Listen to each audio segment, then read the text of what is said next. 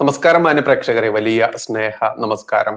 നോക്കൂ, നമ്മളെല്ലാവരും ഒരു വട്ടമെങ്കിലും കാണാത്ത, ഈ സോഷ്യൽ മീഡിയ സ്ക്രോൾ ചെയ്യുന്ന സമയത്ത് ഒരു വട്ടമെങ്കിലും കണ്ടിട്ട് പോകുന്ന ഒരു പേരാണ്, കേട്ടിട്ട് പോകുന്ന പേരാണ്, ഒരു മുഖമാണ് നിമിഷപ്രിയ. യമൻ ജയിലിൽ കഴിയുന്ന, വധശിക്ഷ കാത്തുകൊണ്ട് ജയിലിൽ കഴിയുന്ന, യമൻ ആ ജയിലിൽ, ക്രൂരമായിട്ടുള്ള ആ ജയിലിൽ കഴിയുന്ന നമ്മുടെ എല്ലാം പ്രിയപ്പെട്ട സഹോദരി നിമിഷപ്രിയ. ഞാൻ ഇന്ന് കഴിഞ്ഞ മണിക്കൂറിൽ നിമിഷപ്രിയയുടെ അവസാനത്തെ ജയിലിൽ നിന്നുള്ള ഒരു സന്ദേശം, അവരുടെ വിവരങ്ങൾ പച്ചയ്ക്ക് പുറം ലോകത്തോട് പറയുന്നതുമായി ബന്ധപ്പെട്ടുള്ള ഒരു വീഡിയോ കണ്ടു ഞാൻ. സത്യത്തിൽ അത് കണ്ട സമയത്ത്, അത് കേട്ട സമയത്ത് വലിയ വിഷമം തോന്നി. കാരണം നമ്മുടെ നാട്ടിൽ നടക്കുന്ന ഒരു ഇരട്ട, അതല്ലെങ്കിൽ ഒരു വിവേചനമുണ്ടല്ലോ, ഒരു പ്രത്യേക കമ്മ്യൂണിറ്റിക്ക്, മുസ്ലിം എന്ന് പറയുന്ന, ഇസ്ലാം എന്ന് പറയുന്ന ആ ഒരു കമ്മ്യൂണിറ്റിക്ക് പ്രത്യേകമായിട്ട് നൽകപ്പെടുന്ന, അതല്ലെങ്കിൽ പതിച്ചു കൊടുക്കപ്പെട്ടിട്ടുള്ള ഒരു കപടതയുണ്ടല്ലോ, ആ കപടതയെ കുറിച്ചാണ് ഞാൻ ആദ്യം ചിന്തിച്ചത്. കാരണം മറ്റൊന്നുമല്ല, നമ്മൾക്ക് എല്ലാവർക്കും അറിയാം സൗദി എന്ന് എടുത്തു പറയേണ്ടതുണ്ട്. കാരണം എല്ലാവരും റിയാദ് ജയിലിൽ കിടക്കുന്ന അബ്ദുൾ റഹീം എന്നാ പറയാ. ഈ റിയാദ് എവിടെയാന്ന് ചോദിച്ചാൽ അത് സൗദിയാണ്. എന്താ സൗദിയുടെ പ്രത്യേകത? ഈ ഇസ്ലാമിക സമുദായത്തിന്റെ അത്യുന്നതമായിട്ടുള്ള ഒരു ഇസ്ലാമിക രാജ്യം തന്നെയാണ് സൗദി. ഇവന്മാരുടെയൊക്കെ ഈ ഹജ്ജ് കർമ്മം, മറ്റുള്ള ഒരുപാട് അത്രയും ഉന്നതമായിട്ടുള്ള കർമ്മങ്ങളൊക്കെ നിർവഹിക്കാൻ പോകുന്ന നാടാണ് സൗദി. അതുകൊണ്ട് സൗദി ജയിലിൽ കഴിയുന്ന അബ്ദുൾ റഹീമിന്റെ മോചനത്തിന് വേണ്ടിയിട്ട് ഇപ്പൊ എന്നെ കാണുന്ന, കേൾക്കുന്ന പലരും ആ 34 കോടി പിരിക്കാൻ വേണ്ടി ഈ ബോച്ചയടക്കമുള്ള ആളുകൾ ഇറങ്ങിയ സമയത്ത് രൂപ കൊടുത്തിട്ടുള്ള ആളുകൾ ഉണ്ടായിരിക്കാം. അത്ര കണ്ടായിരുന്നു PR വർക്ക് നടത്തിക്കൊണ്ട് ആളുകളുടെ കണ്ണിൽ പൊടിയിട്ടുകൊണ്ട് ഒരു കൊടും ക്രിമിനൽ ആയിട്ടുള്ള, കൊടും ഭീകരനായിട്ടുള്ള അബ്ദുൾ റഹീം എന്ന് പറയുന്ന ആ ഒരു ജിഹാദിക്ക് വേണ്ടിയിട്ട് പണം പിരിച്ചത്. കാരണം ഞാനിത് പറയുന്നത് മറ്റൊന്നും കൊണ്ടല്ല, സൗദിയിൽ നിന്ന് വന്ന പത്ര കട്ടിങ്ങൊക്കെ പ്രകാരം തന്നെ നമ്മൾക്ക് എല്ലാവർക്കും അതിന്റെ പൂർണ്ണ വിവരം അറിയാം. 15 വയസ്സ് പോലും തികച്ചില്ലാത്ത ഒരു ബാലനെ, അതും ഒന്ന് ചലിക്കാൻ പോലും ശേഷിയില്ലാത്ത ഒരു ബാലനെ ശ്വസിക്കണം എന്നുണ്ടെങ്കിൽ കഴുത്തിലൂടെ ഇവിടെ തൊളയിട്ടുകൊണ്ട് ഒരു ട്യൂബ് ഫിറ്റ് ചെയ്തിട്ടുണ്ട്. ആ ട്യൂബിലൂടെ ശ്വസിക്കുന്ന ഒരു ബാലനെ ആ ട്യൂബൊക്കെ വലിച്ച് കളഞ്ഞുകൊണ്ട് ക്രൂരമായിട്ട് കൊലപ്പെടുത്തിയ കൊലക്കേസിലെ പ്രതിയാണ് ഇവൻ. അല്ലാതെ ഇവൻ വാഹനം ഓടിച്ചുകൊണ്ടിരിക്കുമ്പോൾ, ഈ ചങ്ങാതി ഈ കുട്ടിയുടെ വീട്ടിലെ ഡ്രൈവർ ആയിരുന്നു. ഇവൻ ഈ കുട്ടിയെയും കൊണ്ട് പുറത്തു പോവുക, അവിടെ ഇവിടെ കാണിക്കുക, അതുപോലെ ഹോസ്പിറ്റലിൽ കൊണ്ടുപോവുക, അത്തരത്തിലുള്ള ജോലിയായിരുന്നു ഇവന്. അപ്പോൾ ഇവൻ വണ്ടി ഓടിച്ച സമയത്ത് ഇവനെ പിറകിൽ നിന്ന് സ്പീഡ് കൂട്ടറ എന്നും പറഞ്ഞുകൊണ്ട് ഈ കുട്ടി ഒച്ചയുണ്ടാക്കി ഇവനെ തല്ലി തുപ്പി എന്നൊക്കെ പറഞ്ഞുകൊണ്ടാണ് ഇവിടുത്തെ മാധ്യമങ്ങളും ഇസ്ലാമിക ജിഹാദികളും ഈ അബ്ദുൾ റഹീമിന്റെ ആ കുറ്റത്തെ ലഘൂകരിക്കാൻ വേണ്ടി ഇവിടെ PR വർക്ക് നടത്തിയത്. പക്ഷെ അതല്ല യാഥാർത്ഥ്യം. ഈ കുട്ടിയെ ഈ കുട്ടിക്ക് തുപ്പാൻ കഴിയില്ല, കാരണം ശ്വസിക്കാൻ കഴിയാത്ത കുട്ടിക്ക് തുപ്പാൻ കഴിയില്ല എന്നുള്ളത് ആ ഒരു ചെറിയ അറിവുള്ള ആളുകൾക്കൊക്കെ അറിയാൻ പറ്റില്ല. അത്തരത്തിൽ ഒന്ന് ശബ്ദിക്കാനോ ഒന്നും കഴിയാത്ത ആ കുട്ടിയുടെ കഴുത്തിലുള്ള ട്യൂബൊക്കെ വലിച്ച് കളഞ്ഞുകൊണ്ട് ആ കുട്ടിയെ കൊലയിലേക്ക് തള്ളിവിട്ടു. എന്നിട്ടോ കൊലയിലേക്ക് തള്ളിയിട്ടു എന്ന് മാത്രമല്ല, ഈ കുട്ടി മരിച്ചു എന്ന് കണ്ടപ്പോൾ മറ്റൊരു പാവം പിടിച്ച ഒരാളെ കൂടി വിളിച്ചു വരുത്തിക്കൊണ്ട് ഇവർ രണ്ടുപേരും ആസൂത്രണം ചെയ്തൊരു കള്ളക്കഥയൊക്കെ പോലീസിൽ പറഞ്ഞു. പക്ഷെ പോലീസ് കൃത്യമായിട്ട് CCTV ദൃശ്യങ്ങൾ അടക്കം പരിശോധിച്ച സമയത്ത് ഇവൻ പച്ച നുണ പറയുകയാണ്. അത്തരത്തിൽ ഇവന് വധശിക്ഷ കിട്ടി. ഇവന്റെ കൂടെ ശിക്ഷ കിട്ടിയ അയാളെ കുറിച്ച് ഒരു വിവരവും നമ്മൾക്ക് ആർക്കും ഇതുവരെ കിട്ടിയിട്ടില്ല എന്നുള്ളതാണ് യാഥാർത്ഥ്യം. അങ്ങനെ ഒരാളുണ്ടല്ലോ, എന്തായാലും അയാൾക്ക് ശിക്ഷ കിട്ടിയിട്ടുണ്ടായിരിക്കുമല്ലോ. എന്നാൽ അബ്ദുൾ റഹീമിന് വേണ്ടിയിട്ട് ഈ 34 കോടി പിരിക്കാൻ നിമിഷങ്ങളെ വേണ്ടി വന്നുള്ളൂ എന്നൊക്കെ നമ്മൾ കണ്ടതാണ്.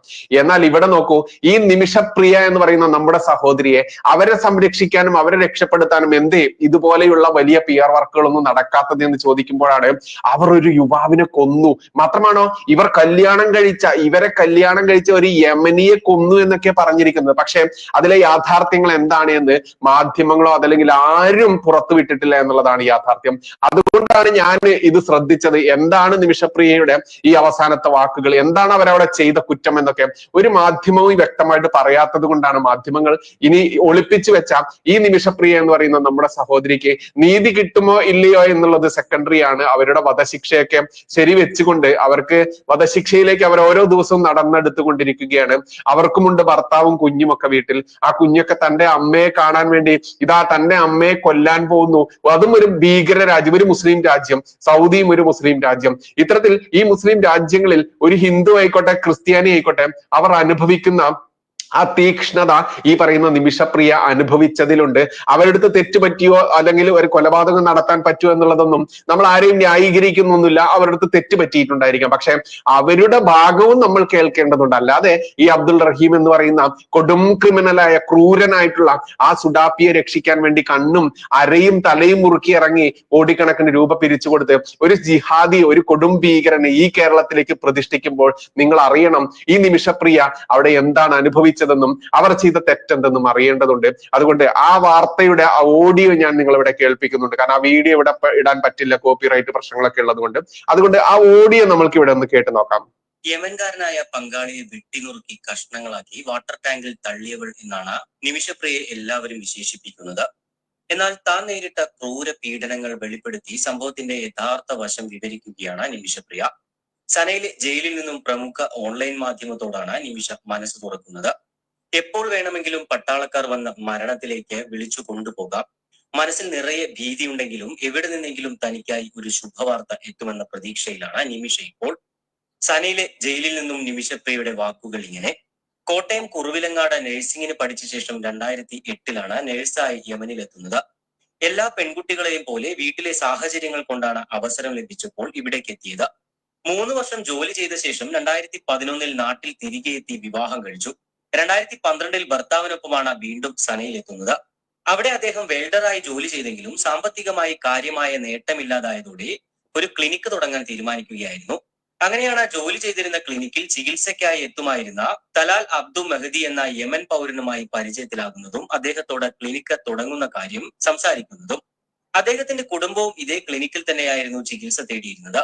നല്ല പെരുമാറ്റവും മറ്റുമായിരുന്നതിനാലും ഇത്തരത്തിൽ സ്പോൺസർമാർ വഴി ക്ലിനിക്കുകൾ തുടങ്ങുന്നത് അസാധാരണമല്ലാത്തതിനാലും പദ്ധതിയുമായി മുന്നോട്ടു പോകാൻ തീരുമാനിച്ചു. അദ്ദേഹവും താല്പര്യം അറിയിച്ചതോടെ നാട്ടിലെത്തി കുറച്ച് പണം സംഘടിപ്പിച്ച് മടങ്ങിയെത്താനായിരുന്നു തീരുമാനം. നാട്ടിലേക്ക് തിരിച്ചപ്പോൾ ക്ലിനിക്ക് തുടങ്ങാൻ സഹായിക്കാമെന്ന് പറഞ്ഞ തലാലും കേരളം കാണാൻ വരുന്നെന്ന് പറഞ്ഞു. 1 മാസം അവധി ഉണ്ടായിരുന്നു. അങ്ങനെ അദ്ദേഹവും മറ്റൊരു കൂട്ടുകാരിയുമായാണ് കേരളത്തിലെത്തുന്നത്. തന്നോടൊപ്പം വീട്ടിൽ വരികയും പല സ്ഥലങ്ങൾ കാണാൻ പോവുകയും ചെയ്തു. അതിനിടെ വീട്ടിൽ വന്നപ്പോൾ വിവാഹ ആൽബം കാണിച്ചിരുന്നു. അതിൽ നിന്ന് ഫോണിൽ ചില ചിത്രങ്ങൾ പകർത്തിയപ്പോൾ പ്രത്യേകിച്ച് അപാകതയൊന്നും എനിക്ക് തോന്നിയില്ല. തിരികെ അദ്ദേഹത്തോടൊപ്പം മടങ്ങിയപ്പോൾ ഭർത്താവ് കൂടെ വരുന്നില്ല. പകരം കടം വാങ്ങിയും മറ്റും പണം സ്വരൂപിക്കുകയായിരുന്നു അദ്ദേഹം. സനയിൽ തിരികെ എത്തിയപ്പോൾ പഴയ ക്ലിനിക്കിൽ ജോലിക്ക് പ്രവേശിക്കാതെ പുതിയ ക്ലിനിക്ക് തുടങ്ങി. ഇതിനകം ആദ്യം ജോലി ചെയ്തിരുന്ന ക്ലിനിക്കിന്റെ ഉടമ വഴക്കിന് വന്നു. അവർക്ക് വരുമാനം കുറഞ്ഞു എന്നതായിരുന്നു പരാതി. ഇതോടെ ഒരു പ്രശ്നം പരിഹരിക്കാനായി ക്ലിനിക്കിന്റെ ഓഹരിയിൽ ഒരു ഭാഗം അദ്ദേഹത്തിന് നൽകാൻ തീരുമാനിച്ചു. കരാർ എഴുതിയപ്പോൾ അറബിയിലായിരുന്നതിനാൽ എന്താണ് എന്ന് വ്യക്തമായിരുന്നില്ല. 33% ഓഹരി പഴയ ക്ലിനിക്ക് ഉടമയ്ക്ക് കൊടുത്തപ്പോൾ ബാക്കി 67% തലാലിന്റെ പേരിൽ എഴുതി. അത് പിന്നീട് അറബി പഠിച്ച ശേഷമാണ് തിരിച്ചറിയുന്നത്. ഇതിനെക്കുറിച്ച് ചോദിച്ചപ്പോൾ പിന്നെ ഒരു പ്രശ്നം ഉണ്ടാകാതിരിക്കാനാണ് എന്നായിരുന്നു മറുപടി. ഈ സമയത്താണ് തലാലിന്റെ യഥാർത്ഥ സ്വഭാവം തിരിച്ചറിയുന്നത്. ലഹരിക്ക് അടിമയായ ഇദ്ദേഹത്തിന് നിരവധി സ്ത്രീകളുമായി ബന്ധമുണ്ടായിരുന്നെന്ന് തിരിച്ചറിഞ്ഞു. മോഷണത്തിനും മറ്റും പല പ്രാവശ്യം ജയിലിൽ കിടക്കേണ്ടി വന്നിട്ടുണ്ടെന്നും അറിഞ്ഞു. ഇതിനിടെ ക്ലിനിക്കിന്റെ വരുമാനം മുഴുവൻ തലാൽ എടുക്കാൻ തുടങ്ങിയപ്പോഴാണ് ചോദ്യം ചെയ്യുന്നത്. പിന്നെ ക്ലിനിക്ക് നടത്തിപ്പ് പ്രശ്നത്തിലായി. വഴക്കുണ്ടാകുമ്പോൾ ഓഫീസിലെത്തി ബുക്കിൽ വെള്ളമൊഴിക്കുക, തുപ്പുക തുടങ്ങി പല കാര്യങ്ങളും ഇദ്ദേഹം ചെയ്തു. പണം മുഴുവൻ അദ്ദേഹം എടുക്കുന്ന കാര്യം ക്ലിനിക്ക് മാനേജറോട് സംസാരിച്ചപ്പോൾ നിങ്ങൾ തമ്മിൽ എന്തിനാണ് തർക്കം? രണ്ടുപേരും ഭാര്യയും ഭർത്താവുമല്ലേ, പണം ആരെടുത്താലും ഒരു വീട്ടിലേക്കല്ലേ ചെല്ലുന്നത് എന്നായിരുന്നു അദ്ദേഹത്തിന്റെ.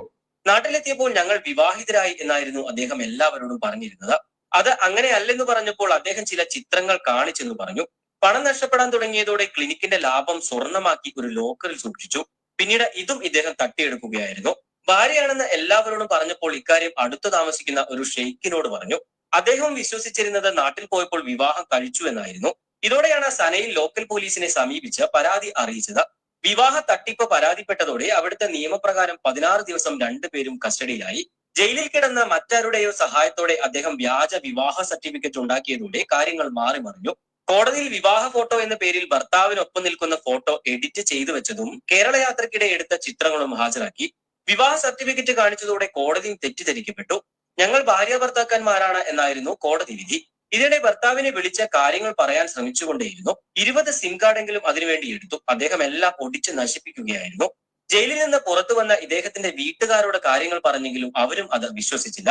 അദ്ദേഹത്തിന്റെ ഭാര്യയാണ് പിന്നെ ജയിലിൽ നിന്നും പുറത്തു വരുന്നത്. അദ്ദേഹത്തിന്റെ ചേട്ടന്റെ വീട്ടിൽ പോയി തർക്കിച്ചപ്പോൾ അവർ നിർബന്ധിച്ച വിവാഹ ചടങ്ങ് പോലെ നടത്തി. കൂടെ താമസിക്കേണ്ടിയും വന്നു.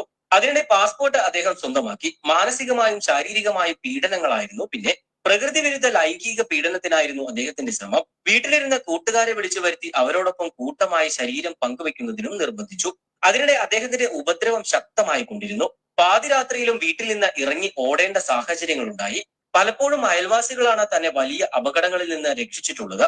മണിക്കൂറുകളോളം മറ്റൊരു രാജ്യത്ത് റോഡരികിൽ അർദ്ധരാത്രിയിൽ ചെലവഴിക്കേണ്ടിയും വന്നിട്ടുണ്ട്. എന്നിട്ടും അവരുടെ കൂട്ട ആക്രമണത്തിന് അനുവദിച്ചു കൊടുത്തില്ലെന്നത് മാത്രമാണ് ആശ്വാസം. നീ എന്താണ് എന്റെ താല്പര്യങ്ങൾക്ക് വഴങ്ങാത്തത് എന്നായിരുന്നു അദ്ദേഹത്തിന്റെ ചോദ്യം. നിങ്ങൾ എന്റെ ഭർത്താവ് അല്ലാത്തത് കൊണ്ട് എന്നായിരുന്നു എന്റെ മറുപടി. നീ എന്റെ ഭാര്യയാണ്, പറയുന്നത് അനുസരിച്ചേ പറ്റൂ, അല്ലെങ്കിൽ ജീവിക്കാൻ സമ്മതിക്കില്ല എന്ന് പറഞ്ഞായിരുന്നു പിന്നെ ഉപദ്രവം. ഇവരുടെ പക്കൽ എപ്പോഴും ഒരു ചെറിയ കത്തി ഉണ്ടാകാറുണ്ട്. അത് വെച്ച് കയ്യിൽ മുറിവേൽപ്പിച്ചു. ഞരമ്പ് മുറിച്ച് ചോരയൊലിച്ചു. ചോര ചീറ്റുന്നത് കണ്ട ബാത്റൂമിലേക്ക് തള്ളിയിട്ടു. അവിടെ നിന്ന് രക്ഷപ്പെട്ട് ക്ലിനിക്കിലെത്തി സ്വന്തമായി മരുന്ന് കുത്തിവെച്ച് സ്റ്റിച്ചിട്ടത് കൊണ്ടാണ് ജീവൻ രക്ഷപ്പെട്ടത്. ഇതിനിടെ പല പ്രാവശ്യം അദ്ദേഹത്തിന് ജയിലിൽ കിടക്കേണ്ടി വന്നിട്ടുണ്ട്. ജയിലിൽ പോയി പാസ്പോർട്ട് തരാൻ ഒരുപാട് തവണ കരഞ്ഞപേക്ഷിച്ചു.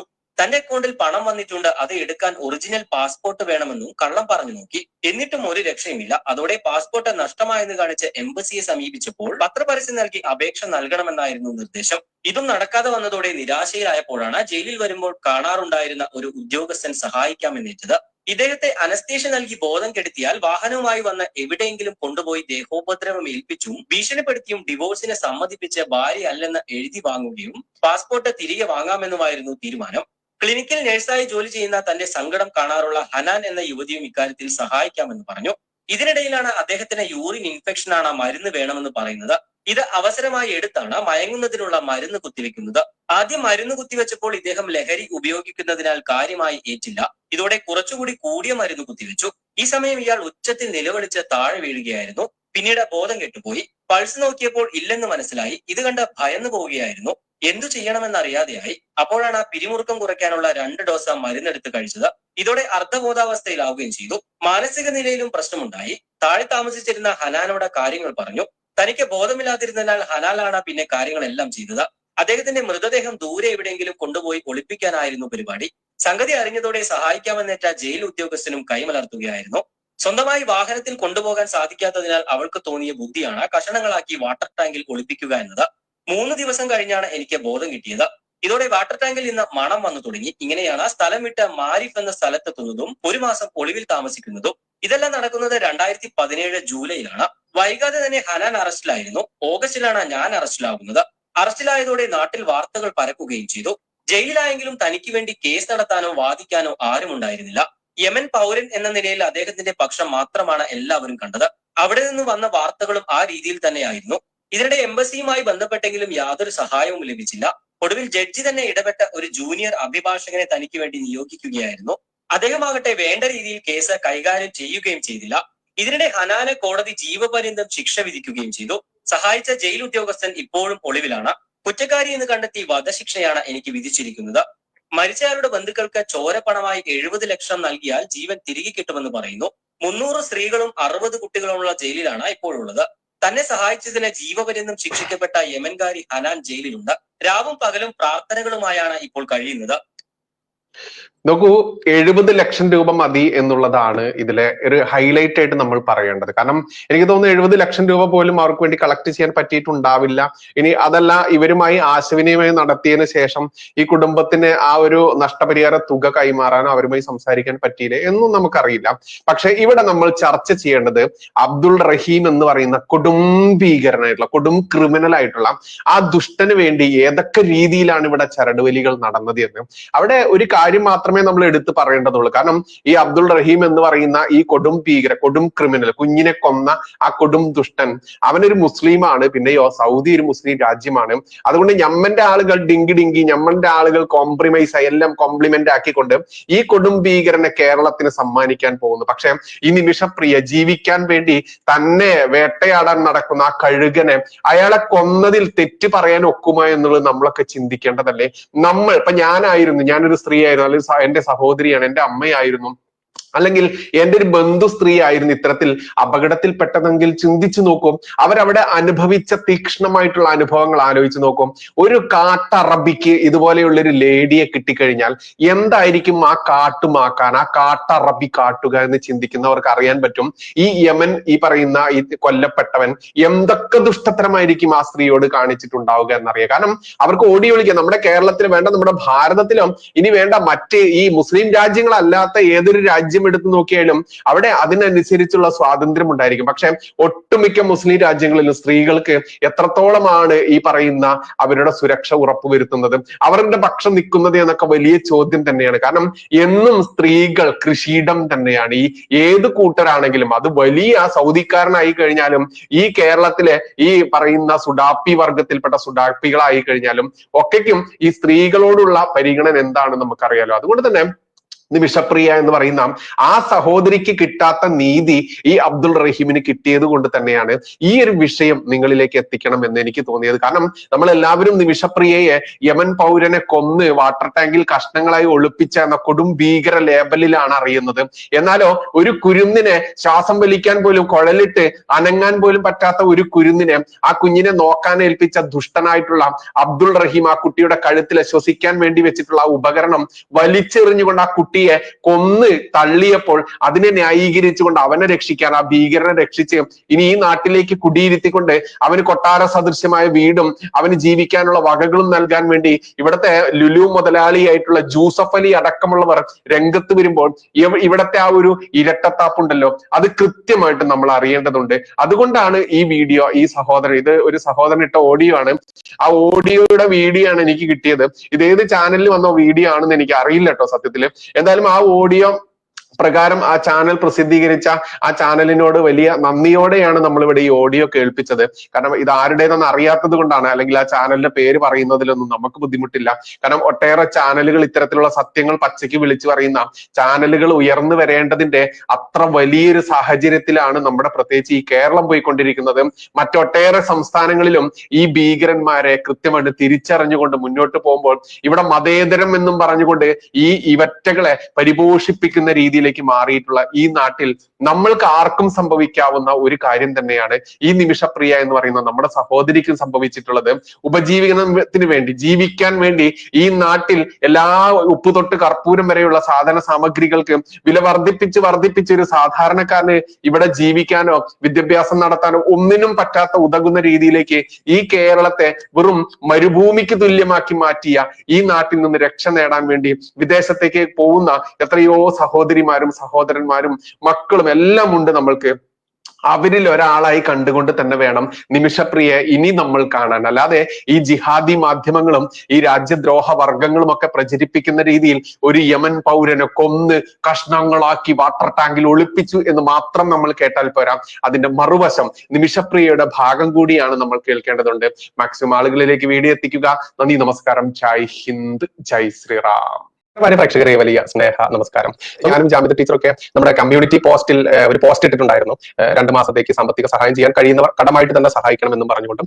പക്ഷെ അതിലേക്ക് ഒരുപാട് ആളുകൾ കടമായിട്ടല്ലാതെ തന്നെ നമ്മളോടുള്ള സ്നേഹം കൊണ്ടും നമ്മളോടുള്ള ആത്മാർത്ഥത കൊണ്ടും സഹായിക്കാൻ വേണ്ടി തന്നെ ഒരുപാട് ആളുകൾ മുന്നോട്ട് വരുന്നുണ്ട്. അപ്പോൾ നമ്മൾക്ക് ഈ ഒരു മേഖലയുമായി ബന്ധപ്പെട്ട് നമ്മൾ പ്രവർത്തിക്കൽ തുടങ്ങിയത് കൊണ്ട് തന്നെ നമ്മൾക്ക് ബന്ധുക്കളോ അതല്ലെങ്കിൽ സുഹൃത്തുക്കളോ ഇല്ല എന്നുള്ളതാണ് സത്യം. അത്തരത്തിൽ നമ്മുടെ ഈ ചാനൽ മേഖലയിലുള്ള അതല്ലെങ്കിൽ നമ്മളോട് സ്നേഹമുള്ള നമ്മുടെ സംഘബന്ധുക്കൾ തന്നെയാണ് നമ്മുടെ ബന്ധുക്കളും സുഹൃത്തുക്കളും. അതുകൊണ്ട് തന്നെയാണ് നമുക്ക് പുറത്ത് ഒരാളോട് ഒരു രൂപ കടം ചോദിക്കാനോ അതല്ലെങ്കിൽ ഒരു രൂപ സഹായിക്കണം എന്ന് പറയാനോ പറ്റാത്തത്. അതുകൊണ്ട് തന്നെയാണ് നമ്മൾ ഈ ചാനലിലൂടെ പല കാര്യങ്ങൾ നിങ്ങളുടെ മുമ്പിൽ അവതരിപ്പിക്കുന്നതും ആവശ്യപ്പെടുന്നതും. അതുകൊണ്ട് തന്നെ ഈ എന്ത് കാര്യമുണ്ടെങ്കിലും നിങ്ങളുമായിട്ട് മാത്രമേ നമ്മൾക്ക് ഇത് ഷെയർ ചെയ്യാനായിട്ട് ഉള്ളൂ എന്നതാണ് സത്യം. കാരണം നമ്മൾ ഈ ചാനൽ മേഖലയിലേക്ക് വന്നതുകൊണ്ട് തന്നെ നമ്മുടെ ബന്ധുക്കളായാലും നമ്മുടെ സുഹൃത്തുക്കളായാലും നാട്ടുകാരായാലും നിങ്ങൾക്ക് അറിയാലോ, പ്രത്യേകിച്ച് ഞാൻ ജീവിക്കുന്നതൊക്കെ പെറ്റ് വളർന്ന് ജീവിക്കുന്നത് മലപ്പുറം ജില്ലയിലാണ്, നിലമ്പൂർ സ്വദേശിയാണ്. അതുകൊണ്ട് തന്നെ എത്രത്തോളം ആയിരിക്കും ഇവരുടെയൊക്കെ ആ ഒരു ശത്രുത മനോഭാവം എന്നറിയാമല്ലോ. അതുകൊണ്ട് മാന്യ പ്രേക്ഷകർ തന്നെയാണ്, സംഘബന്ധുക്കൾ തന്നെയാണ് എന്റെ സുഹൃത്തുക്കൾ, എന്റെ ബന്ധുക്കൾ. അതുകൊണ്ട് എനിക്കൊരു തളർച്ച വന്നു കഴിഞ്ഞാൽ നിങ്ങളോട് മാത്രമാണ് അഭ്യർത്ഥിക്കുക. അപ്പോൾ ജാമിദ ടീച്ചറും തന്നെ എന്റെ ബുദ്ധിമുട്ട് കണ്ടിട്ട് ടീച്ചറും കമ്മ്യൂണിറ്റി പോസ്റ്റ് ആയിട്ട് ഇട്ടിട്ടുണ്ടായിരുന്നു, ബൈജുവിനെ സഹായിക്കാൻ പറ്റുന്നവർ സഹായിക്കുക എന്ന് പറഞ്ഞിട്ട്. അപ്പൊ നമുക്ക് ചോദിക്കാനുള്ളത് നമ്മുടെ സുഹൃത്തുക്കളോടും ബന്ധുക്കളോടുമാണ്. എന്റെ സുഹൃത്തുക്കളും എന്റെ ബന്ധുക്കളും